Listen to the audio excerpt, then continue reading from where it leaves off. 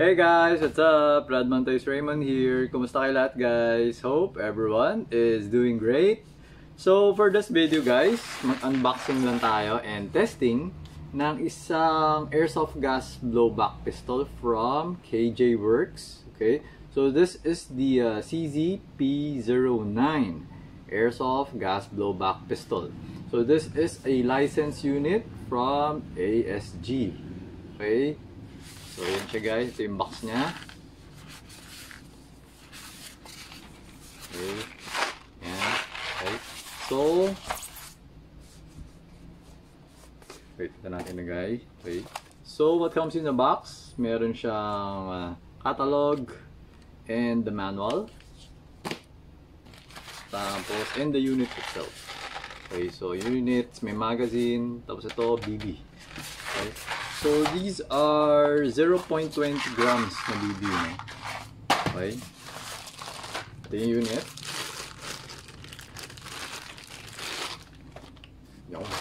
Okay, so, removing the magazine. Okay.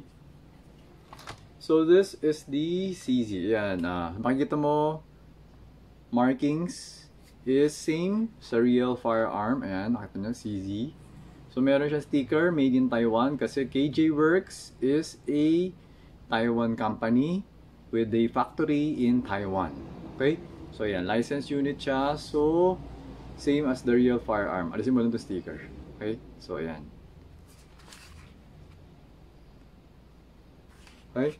So, doon sa mga hindi familiar, ang CZ-P09, it's actually a double action hammer-fired pistol.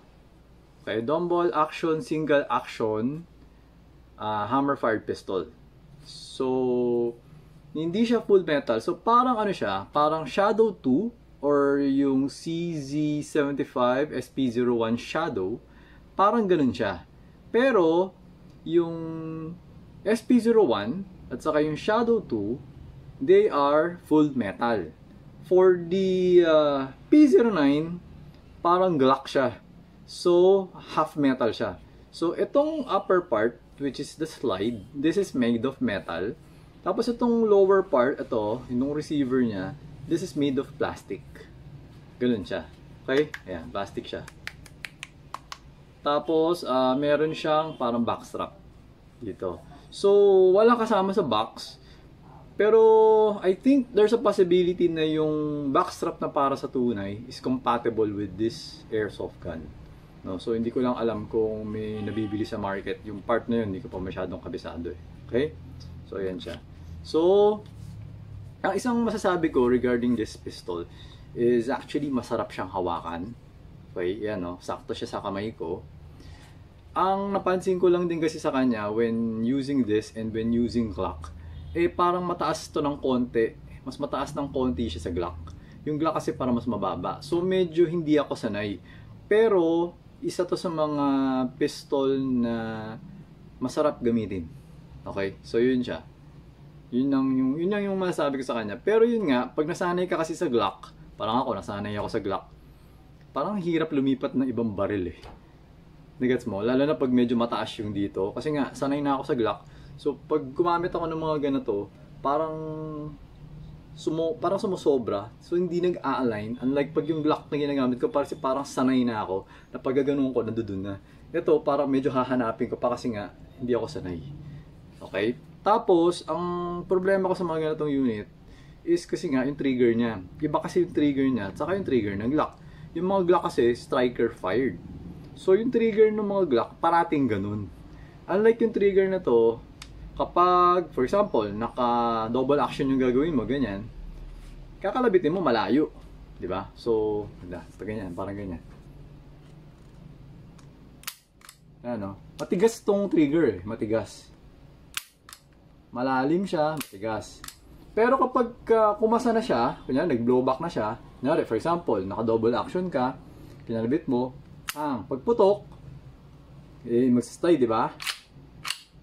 Pag-release mo dito, ito, short na, maiksi na. Hindi na siya yung isang buo. Kumbaga, ito maiksi na. Konting kalabit na lang. So, medyo parang ano siya, parang meron siya tinatawag na learning curve. So, parang medyo mag-a-adjust ka sa kanya. Okay? Pero kunwari, for example, meron kang tunay na baril. Actually, maraming dati, may mga nag-order sa akin ng ganito. Meron kasi silang tunay na CZ-P09. Kaya, usually kasi pagdating sa mga airsoft, yun yung isang parang method or way para malaman mo kung anong airsoft gun yung bibilin mo. Kasi yung mga airsoft gun, parang ano kasi sila, parang training. Hindi kasi talaga sila laruan eh. Okay? Parang training gun sila. Parang training pistol sila. Well, pwede natin sabihin laruan kasi nga hindi siya lethal, hindi siya nakakamatay kahit barilin ka ng sandaang beses eh siguro iyak ka lang, okay? Hindi siya nakakamatay, so pwede natin siya sabihin toy. Pero ano kasi siya, parang toys for the mature people or toys for the big boy siya. Hindi siya pwede talaga pambata kasi syempre pag mga bata, alam mo, immature eh. Parang puro kalokohan yung nasa utak pag yung mga immature na tao eh. Pero kailangan sa kanya mature ka. So kailangan marunong kang alam mo kung saan ka lulugar, kung paano mo siya gagamitin and stuff like that. Okay? So ganun ang mga airsoft gun. So ayan. So for this one, this is actually an ambidextrous na safety. Okay? So ayan. Pero hindi yata gumagana to. Ayan. Kailangan nakababa to. Ayan. So, kailangan nakababa yung ano. So, parang yan yung magiging safety niya. Ayan, hindi siya puputok. Okay? So, kapag ka nakababa, tapos kakalibitin mo yung double action, hindi siya mag-work. Tapos ito, this is yung slide stop. Okay? So, ayan. Yan yung slide stop para yan doon sa slide. Okay? So, ayun guys. Ang CZ-P09. Okay? So, it's a nice gun, okay? Tapos, teka, lagyan muna natin ng bala, no? So, mag-FPS test muna tayo. So, sa mga hindi familiar, ang mga magazine ng airsoft gun, lahat, kung yung nagkakamali basta pag yung mga degas, lahat yan, all are made of metal, okay? Hindi sila po pwedeng plastic, okay? Some are made out of aluminum, high grade aluminum. Kaya siya hindi pa pwedeng plastic kasi nga kakarga mo siya ng gas eh. Yung gas may pressure eh, gustong lumabas yun. So pag to plastic, sasabog to. Nagets mo? Ngayon, ito nga mga magazine ng mga airsoft, bakal na siya, di ba? Yung iba nag-e-expand pa. Okay? So just to give you an idea kung ano yung mga nag-e-expand, yung mga magazine ng 1911, kasi 'di ba ang 1911 single stock, yung mga payat-payat lang, yung isa lang yung payat, yung slim, yung parang mga FPJ, mga 45, slim yun, 'di ba? Yung mga ganun, pag kinargahan mo yun ng gas, tapos medyo mainit yung temperature, mapapansin mo pag pinapasok mo siya dito, matigas, marang ang sikip niya sobra, tapos masikip siya ipasok, masikip din siya tanggalin. Bakit siya naging masikip? Nung binili mo siya ng umpisa, hindi naman siya masikip eh. Kasi nga lumubo, parang tumataba, kasi nga manipis lang kasi yung mga single stock eh. So, ang tendency, dahil sa mataas yung presyo sa loob, nag-expand siya. Nade-deform yung magazine. So, yun yung pag gumagamit ka na single stock, yung mga 1911, WE or kaya na Tokyo Marui, medyo mag-ingat kayo dun sa part na yun. Okay? O kaya, kahit na siguro yung mga KJ Works na MK, KJ Works MK1, KJ Works MK2, pag gumamit kayo ng mga pang green gas, hindi po pwedeng lagyan ng sobrang taas na pressure tapos mainit. Nag-e-expand kasi nga manipis lang sila eh. Nagets mo? Pero yung mga ganito, hindi masyado nag-e-expand yung ganito kasi medyo mataba siya eh. Okay? So to, lagyan na natin ng BB. So, usually, ganyan, dito ko siya nilalagay. No? Okay. So, lagyan natin ng BB. Test natin yung FPS. So, yung ginagawa ko ngayon, hinahanap ko kung nasaan yung angle ng follower, okay? Kasi yung follower, meron siyang angle. Pag yung mga, for example, this one, ang angle na to is pa ganun. So, nandito sa side na to yung last BB. Pag yung mga Glock usually, nakaganon. So, nandito sa kabilang side. Yung mga high kappa, ganito rin klase. Na nandito sa side. So, kaya, kailangan, mas maganda ganyan, staggered siya. So, alternate yung BB mo, staggered. Parang same siya sa tunay na baril. Yung tunay na baril kasi, yung tunay na magazine, ganun din pag naglo-load ng bala. Pero, hindi siya katulad ng airsoft. Kasi airsoft kasi nakikita natin, dito natin nilalagay. So, more or less, alam natin na minsan, hindi siya pantay. Pero pag sa tunay na baril, wala ka naman magagawa kasi unload mo dito eh. So, pag dito ka talaga nag-load, automatic siya nagpapantay siya. Nagets mo? So, ayun. Ngayon, yung gas na gagamitin natin dito is, ano nga ba? Gamitin natin yung white. Okay lang sa inyo, gamitin natin. So, itong gagamitin natin gas, no? The number 14, tapos, no silicone. Okay? So, maraming tatanong sa akin regarding sa gas. Kung ano daw ang, ano ba yung compatible. Okay? So, both of these gas naman, pagdating kasi sa airsoft kasi, compatible naman talaga ang 12 saka 14. You just have to know kung ano yung gusto mong gamitin para sa unit mo. Okay? Siyempre, merong pagkakaiba tong dalawang to. Okay? Ito yung parang power rating niya. 12, 14. Yung 12, mas mahina siya kaysa 14. Okay? Normally, 12 yung ginagamit. Tapos, actually, meron pa 9. Tapos, minsan, yung power nila, depende pa sa brand. Kasi meron ako na-encounter, merong isang supplier ng ibang brand ng gas. Inaalok niya ako. Sabi niya, sir, ito ibenta nyo, ganyan-ganyan. Mas malakas to dyan sa Pop Dyno. Sabi niya sa akin. Tapos, meron pa nga siyang gadget. Parang, hindi ko alam kung ano yun eh. Parang may gauge, parang may pressure test. Pinakita niya sa akin na mas malakas yung power ng brand na binibenta niya.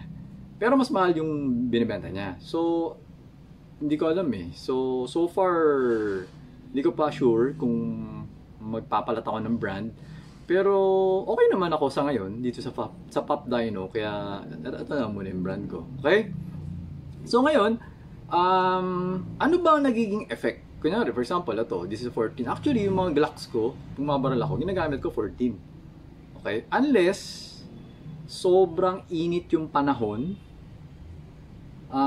Tapos, kasi sobrang init, syempre, sobrang mag-i-increase yung pressure, no? Pag hindi naman, ito ginagamit ko. Pag mainit talaga, 12. Pero normally kasi, di ba, pag bumabaril ka, lumalamig yung magazine eh. Kaya 14 usually yung ginagamit ko sa Glock. Okay? Ngayon, merong dahilan kung bakit yun yung ginagamit ko. Kasi nga, kapag malakas yung gas na gamit mo, syempre, mabilis yung lipad ng BB. Tapos, malakas yung blowback. Okay? So, pag bumaril ka, mabilis yung cycle paatras. Tapos, yung spring, yung ginagamit ko na spring, parang matigas siya ng konti compared dun sa stock. Parang ganon. So, what happens is, yung cycle, yung slide, pag gumanon siya, mas mabilis siya compared sa pag-stock lang yung ginamit mo, tapos number 12 yung gas na ginamit mo. Yes mo? Kasi nga, kapag 12 yung ginamit mo, mas mahina yung blowback mo. Tapos yung spring na gamit mo is mas malambot. So, mas mabagal siyang umatras ng ganun, mas mabagal din siya umabante. Ang advantage naman dun is, kahit papaano, mas alaga yung unit mo, mas naaalagaan, mas hindi siya nasa stress. Kasi nga, medyo mahina lang eh. Di ba? Mahina lang yung atras, mahina yung abante. Pero, actually, medyo malakas pa rin siya. Hindi ko naman sinabing mahina eh, talagang pag pinutok mo mahina. Hindi. Lahat ng newbie na kumuha ng unit sa akin, pagka pinuputok nila, lalo na yung mga WE o kaya yung Umarex, ang unang text na nakukuha ko sa kanila, sir, ang lakas pala nito. Okay, yun yung pero 12 lang yung gas na binibigay ko sa kanila, hindi ko sila binibigyan ng 14 Okay, so pag newbie ka talaga, malalakasan ka. Pero yun nga, pag nasanay ka na, alam mo na mahina to, gusto ko yung ibang malakas. So depende pa rin sa inyo kung ano ang gas. Ang sa akin kasi nga, mas maganda talaga, bumili kayo ng 12, tapos bumili kayo ng 14. Parang ganon. Tapos, testingin nyo. Okay, testingin nyo. Para at least alam nyo. Lalo na kung rifle yung ginagamit nyo. Kasi sa rifle, kasi yung mga gas blowback rifle, marami kasi daw nagsasabi na yung 14 ginagamit sa gas blowback rifle. Tapos yung 12 ginagamit sa pistol. Okay? Hindi siya ganun. Kasi, basta parang mas malakas lang yung 14. Hindi siya ganun. Kasi ako kasi, kahit nasa gas blowback rifle ko, ginagamit ko yung 12. So, depende lang din talaga. For example, maglalaro ako, magpiplinking lang ako, tapos, naglagay na ako ng bala, tapos, magkakarga na ako ng gas. Nasa harap ko yung 12. Kukunin ko yung 12. 12 yung kakarga ko, hindi na ako maghahanap ng 14. Ganun siya. Pero paminsan, kapag, for example, 12 na yung nilagay ko, di ba? Putok na ako ng putok. Tapos, lalamig na yung magazine, di ba? Lalamig na yung magazine. No? Malamig na. Kasi nga, ang dami mo na naputok. Kasi, isang ganito, 31 rounds eh. Ang gagawin ko na nun, hinahanap ko na to. Kasi nga, alam ko malamig na to eh. So, pag lumamig na to, ibig sabihin, bumababa na yung FPS. So, pag bumaba yung FPS, minsan parang hindi ko alam kung siguro sensitive lang ako. Nararamdaman ko na humihina yung blowback eh. Gusto ko malakas yung blowback eh, para medyo realistic eh, di ba? So, hinahanap ko na yung gray, yung 14. 14 na yung kinakarga ko para mas malakas yung sipa. Okay? Yun yung technique ko. Okay? So, depende sa pistol na gagamitin mo. Meron kasing mga pistol, medyo mahina eh. Parang yung quality nila, hindi sila ganun ka-durable. So, pag ganun yung unit mo, kailangan 12 lang yung gagamitin mo. Huwag kayong gagamit ng 14. Pero pagka yung unit mo is, for example, medyo matibay naman. Wait lang. May deliver. Ayun. So, meron kasing mga pistol, parang hindi siya ganun ka-durable.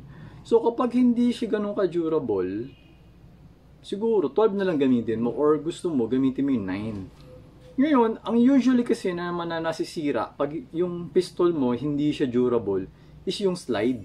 Kasi yung slide kasi yung nagbo-blowback, 'di ba? Gumagano'n siya eh. So itong part na to, kapag ka hindi durable yung unit mo, nababasag yung slide. So, you can start with this. Tapos, kung sa tingin mo naman na, uy, mga matibay naman tong unit ko, tapos gusto mong lumakas yung blowback or gusto mong more on magkaroon ka ng ano ba difference pag 14, yun, pwede magamitin yung 14, okay? Pero sa ngayon, ang masasabi ko, kapag yung unit mo is galing kay KJ Works, like for example, the Shadow 2, CZ, yung SP01, itong P09, basta pag yung KJ Works, pwede ka gumamit ng 14. Kasi nga, lahat ng unit ni KJ Works, merong tinatawag na CO2 counterpart. So, kapag nag-order ka sa kanya, parang, ano siya eh, anong gusto mo? Green gas or CO2? Parang ganon, okay? Ngayon, yung unit, parehas. Isa lang yung unit na bibigay niya sa'yo. Same yung unit. Ang pinagkaiba lang is yung magazine. So, pag sinabi mo sa kanya, gusto ko green gas. Ito yung unit, bibigyan kanya ng green gas magazine. Tapos kunyari, sinabi mo sa kanya, gusto ko CO2. Ito yung unit, bibigyan kanya ng CO2 na magazine. Nag-gets yun, guys? So, same yung unit niya. Hindi, wala siya yung, I have this, you want airsoft CO2? Okay, I give you a different unit. Hindi siya ganun. Okay? So, for the airsoft, the same yung unit. So, ngayon, ang CO2, mas malakas ang CO2 kesa sa number 14. Kaya, sinasabi ko, pwede mo gamitin yung 14. Kasi nga, kung CO2 kaya niya number 14 pa, mas malakas yung CO2. Nagets nyo? So, pag mga KJ Works, pwede sila gumamit ng 14. Okay? So, ganun din. Pag bumili ka ng rifle. Pag rifle, gas blowback rifle, gusto mo, pwede ka bumili dalawa. Bili ka 12, bili ka 14. Then, testingin mo. So, mag-umpisa ka sa 12, karga mo, putok-putok up. So, mafe-feel mo siya, okay? Tapos, eventually, ubusin mo yung magazine gusto mo. Tapos, karga mo naman yung 14. Ano ba feeling? Then, you decide kung ano yung gusto mo talaga gamitin, 12 o 14. Ikaw na bahala dun. At least, nasubukan mo sila. Kasi mura lang naman ng green gas eh. Hindi naman siya like, mabuti sana ko 20,000, 10,000. Hindi, diba? Hundreds lang naman yung green gas eh. Magagamit mo din naman yung laman na to eh, one way or another. So, bumili ka na. Nagets mo, bumili ka na ng dalawa kung hindi ka sure. Yun lang yung sa akin masasabi ko. Kasi medyo mahirap talaga i-explain yung part na yun. Kumbaga, kailangan talaga minsan parang testingin mo siya. no? Para ikaw yung mag-decide kung anong gas yung gusto mo gamitin sa unit mo. Kasi pagdating sa pagbabaril, ang airsofting kasi, it's a feeling eh. Nagets mo? Na feeling, tinamaan mo yung target mo, meron kang mararamdaman, galing ko ah. Diba? Ganun yun. Tapos, ang galing, nagbo-blow back, ang galing, astig, nag-open chamber, mga ganun. Feeling kasi siya eh. So, parang nagkakaroon ka nung feeling of joy. So, nagre-release yung utak mo na siguro, mga dopamine yata eh, di ba? Yun yung ano eh, hormone na nagpapasaya sa atin eh. Kaya nga, ako, gas blowback rifle ako kasi nga pagka yun na pinuputok ko, nagre-release ng maraming dopamine yung utak ko para masaya ako, parang gano'n. Guess mo? Kaya nga kahit sa pistol, gano'n din. Kaya minsan nagtatanong sa akin, electric na pistol. Huwag na kayo bumili ng electric na pistol, walang kwenta yun. Kumbaga, alam mo yun, rifle nga lang na electric eh, parang ang core na pistol pa. Ang liit-liit lang na, liit na ng motor nun, ilang FPS na nun. Ang core yun. Kaya huwag na kayo maghanap nun. Hanap kayo ng mga gas blowback rifle, pistol or rifle, para at least mas masaya. Mas matutuwa kayo. Nagets nyo? Siyempre, pag mas masaya kayo, mas motivated kayo eh. Mas pag inutusan kayo, oy, bili mo nga ako ng mantika sa kanto. Oh, okay, sige. Masaya kayo eh. Diba? Pero pag malungkot ka, nakakatamad kumilos eh. Diba? Eh tayo dapat gumagalaw tayo para hindi tayo na-overweight. Okay? Kailangan galaw-galaw tayo. Okay? So yun, medyo napalayo na ang ating topic. Testing and unboxing lang tayo, no? Pero ang dami kasing question, kaya sinama-sama ko na. So ngayon, for this unit, FPS test, gagamitin natin is yung number 14 na gas. Okay? Okay, so konti lang ilagay natin kasi konti na yung bala. Then, open natin ang ating chronograph.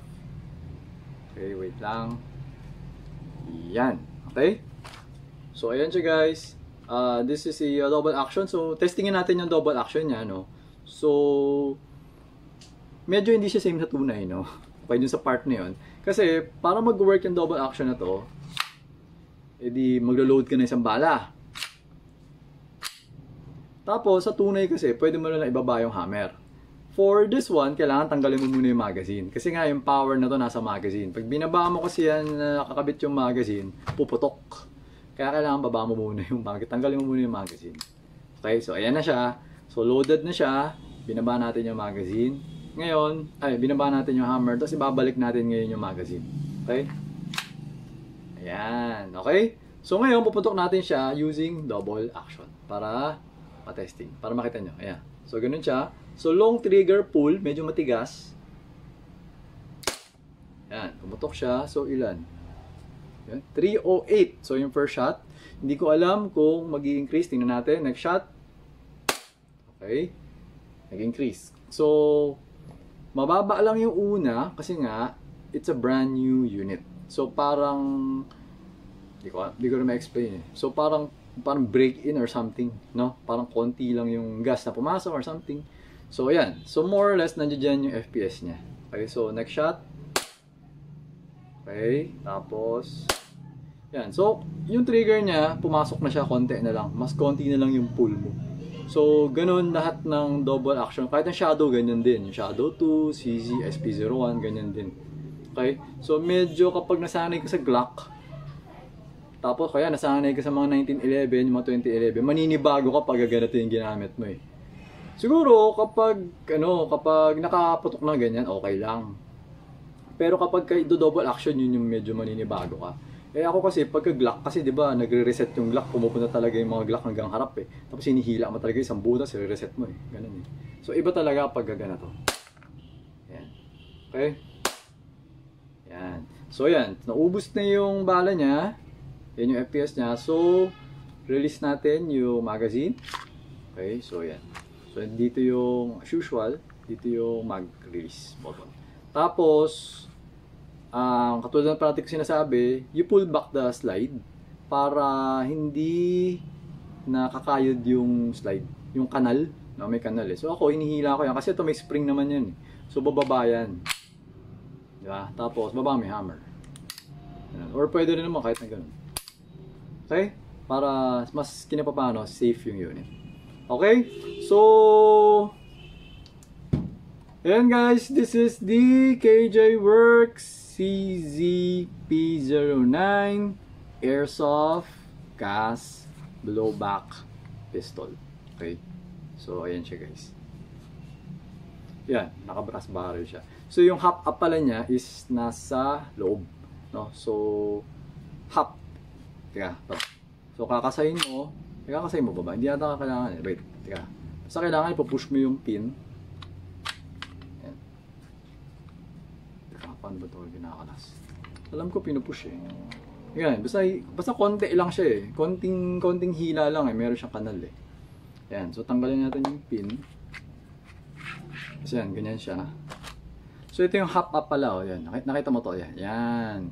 So, to add hop clockwise, no? Parang clockwise siya. So, you turn it right. Tapos, to reduce the hop, babawasan mo yung hop. Sa pag-ipit doon sa BB, counterclockwise. Okay? So, yan yung nagpapaakit ng BB or yung nagpapalayo ng BB. Yan yun. Para mas malayo. Kasi kailangan yung mga BB kasi umiikot kasi yun. Okay? So, yan. So, babalik mo siya. Yan. Sa slide mo lang siya. Diyan. So, medyo ganyan-ganyan lang. Teka. Hindi siya nagtutugma kasi may mga kanal-kanal. Wait lang. Check natin. Okay, wala naman. Meron siyang parang may tinatamaan na part. Hindi ko alam kung saan siya tumatama eh.